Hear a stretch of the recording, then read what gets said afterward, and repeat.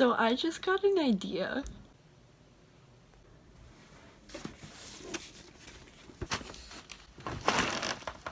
I'm gonna start the Harry Potter series.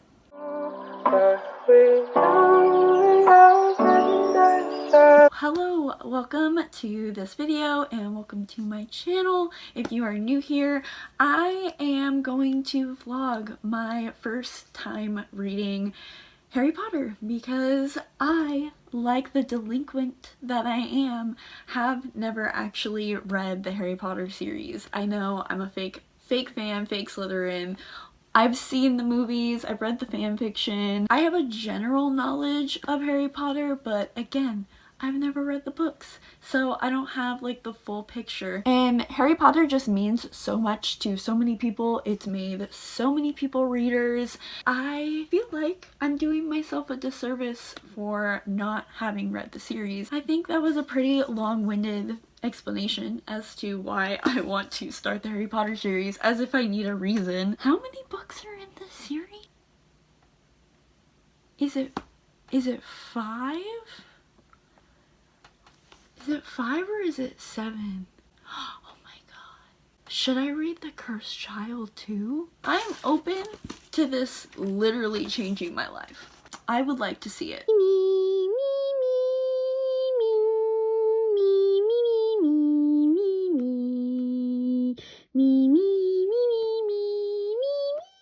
Oh man, I really love Hagrid. Hagrid is so soft. I hope nothing bad happens to him, and I hope he lives a really long, happy life. And that's all I want, and if that doesn't happen, well then this series is cancelled. So far the book has been continuously saying new locations in the wizarding world and being like, it is the safest place in the entire world. Voldemort is about to be like, bet. I just love how as soon as we learn that Gringotts is a thing, the first thing Hagrid has to tell Harry is don't rob the bank. If you try to rob this bank, shit is gonna go down. And I just know this dumbass Leo kid is gonna rob this fucking bank. I just feel the need to say that Scabbers deserves all the rights. So you're telling me that the Forbidden Corridor, which Dumbledore said dangerous place in Hogwarts and was off limits to students, was able to be unlocked by a simple spell that Hermione Granger, who is a first year student who doesn't know shit about magic, somehow just unlocks the door. Watch this, Hetty.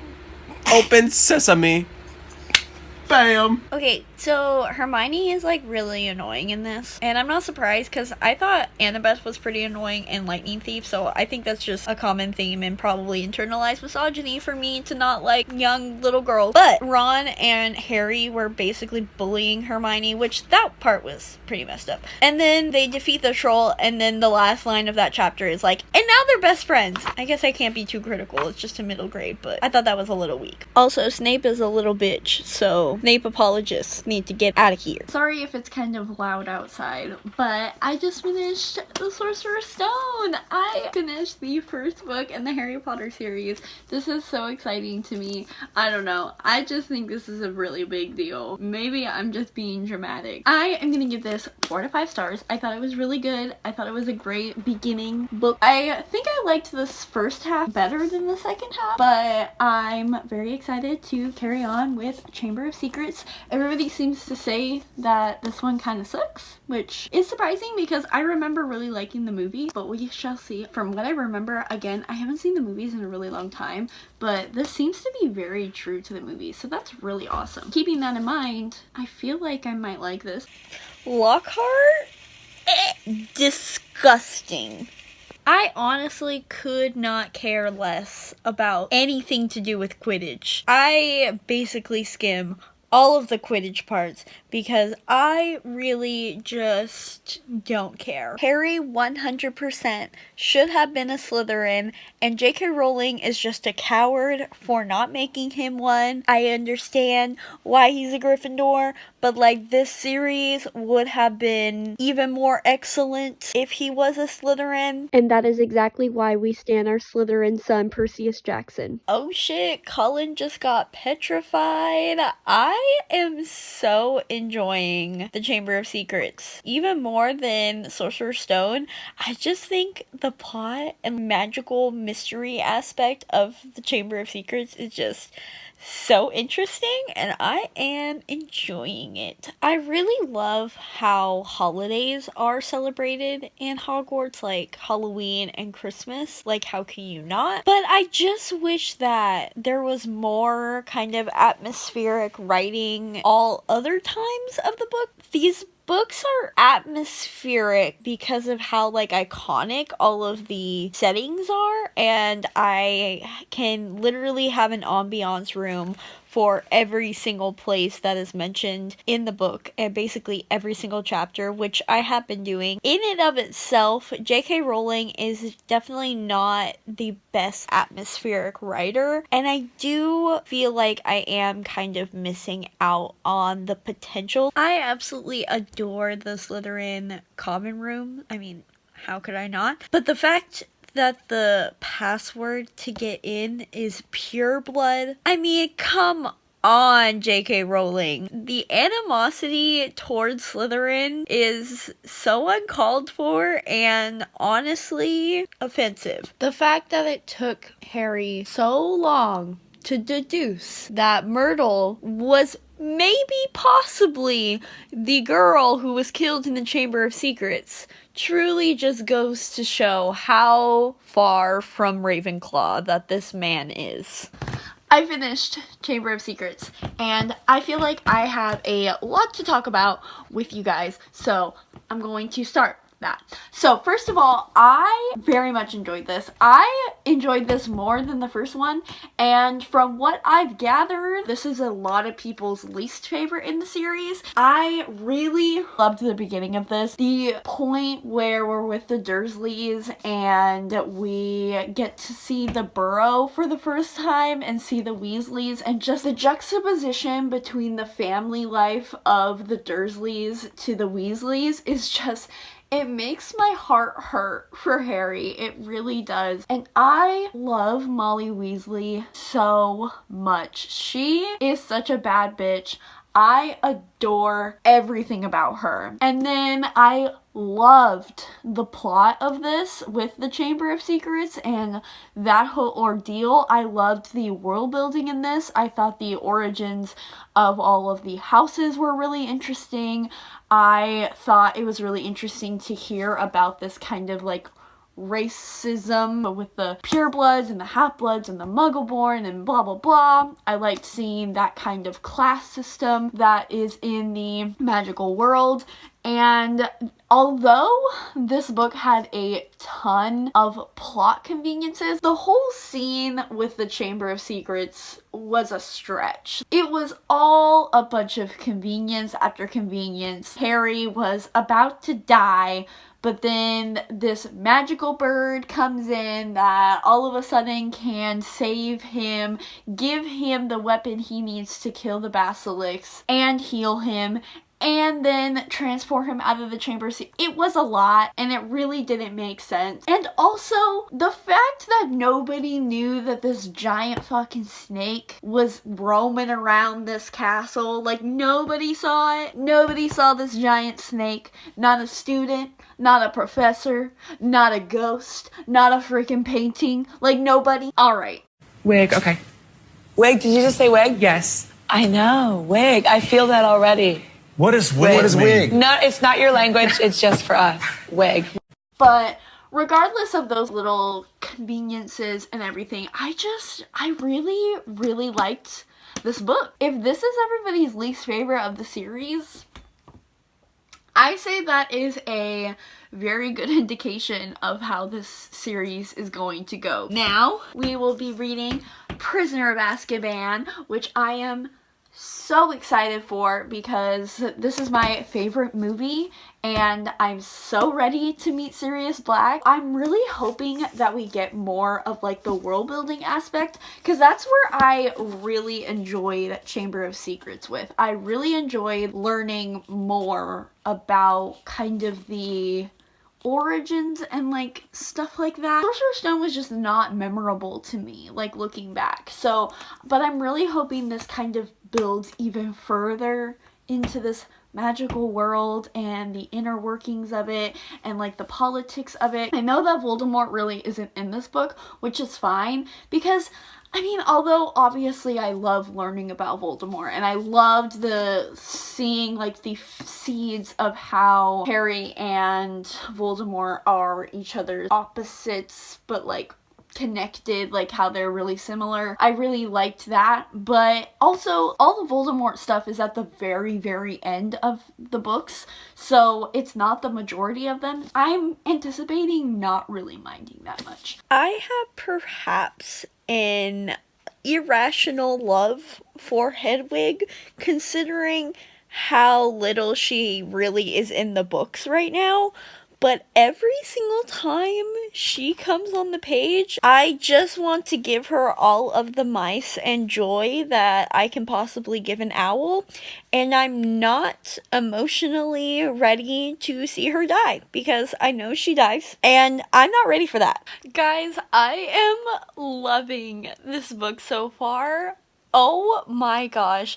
I just really freaking love these kids so much, and I don't know what it is about this third book. Maybe it's just because I've already been with them for 2 other books, so like I'm invested in their lives now, but like I have annotated so much of this, I have highlighted so much, and I'm just so happy and I just love these kids. I really do, and this story is just being so good so far. The whole lead up to going to Hogwarts is always good, like it has been good in the last 2 books, and it's no different in this one. And then the whole thing with the Dementors on the Hogwarts Express and Lupin, oh my gosh, I'm so excited. And then the fact that Hagrid is the Care of Magical Creatures teacher,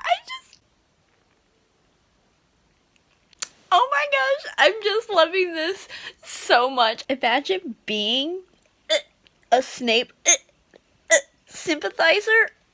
I can't. That's my motherfucking baby. Love that the moment Ron falls in love with Hermione is when she smacks Draco right up across the face. Same.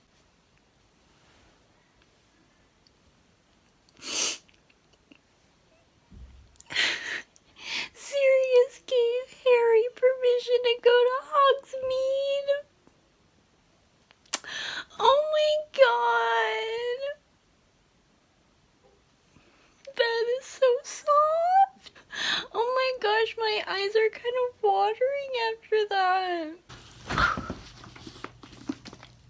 I finished it and oh my gosh, I loved this one so much. Prisoner of Azkaban is when things really start going. I had all of the feelings that I feel like most people have when they read Harry Potter, and I was just ecstatic throughout my entire reading experience of this. I just adored everything in this, from the plot to the revelations, to the backstories, to the world building, to the characterization. I just feel like I was so invested in these characters and their lives more than I have in the previous 2 books. And that's probably just because I have been with them for 2 books already. But here is where it really just shines. I think the friendship dynamic between the trio, this was just the peak of it. There were just so many funny lines, so much friendship in this. Oh my gosh, I don't know. And like Fred and George was a highlight in this book. I feel like in the other two they're not really in it that much, and in this one with the Marauders map, and they just had so many good lines. I fell in love with the characters in this book. And I would just like to put it out there that first and foremost, I am Sirius Black's whore, and I am a person second. So write that down. Make sure you guys know, because I love him so much. And Lupin, a sweet baby angel child. So selfless and caring of his students and Harry, and he's just so soft. He's such a sad character, but he just has such a big heart. And Hagrid, of course, I love Hagrid so much. This was so good. And then the Patronus, and then at the end, and then Sirius Black was like, oh, you can live with me. And then Harry was so happy because he would have been able to get away from his abusive home. And it's just, and then he gave him permission to go to Hogsmeade. It was just everything. This was everything. This is the first 5 stars of the series for me. And I know it's just going to get even better from here, because now we're really, getting into the things with the divination and the prophecy with Pettigrew, Peter the Rat. I want to rewatch the movies so badly right now, but I'm going to wait until I finish reading all of the books. Now we're on to Goblet of Fire, and this boy is over 700 pages. Ooh, that's a big boy. You could knock somebody out with this easily.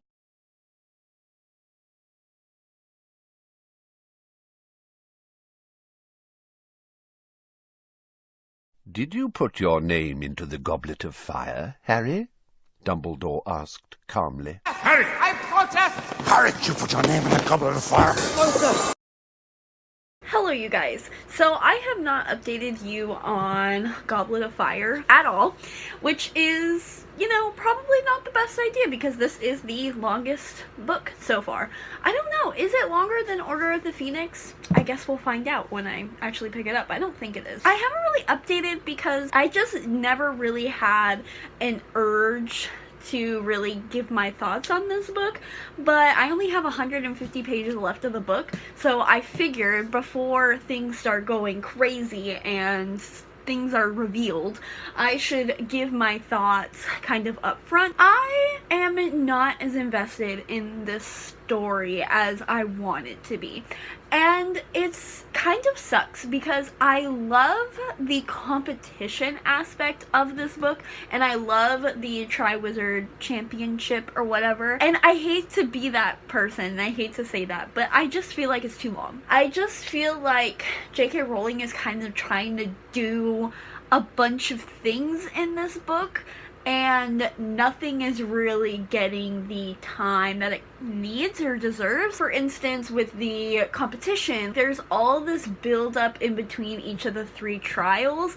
but then once we get to the trials, they're over super quickly, and it's just kind of sad. Like, I wish there was more about Harry and the whole gang trying to figure out what the next trial is going to be, how they're going to beat it, because obviously Harry is at this disadvantage. And I mean, we all know up until this point, Harry is not like the bookworm that Hermione is. He's a procrastinator, to say the least, and we really see that in this book. I mean, I get it's not really his character, but I'm kind of disappointed that everything is handed to Harry in this one.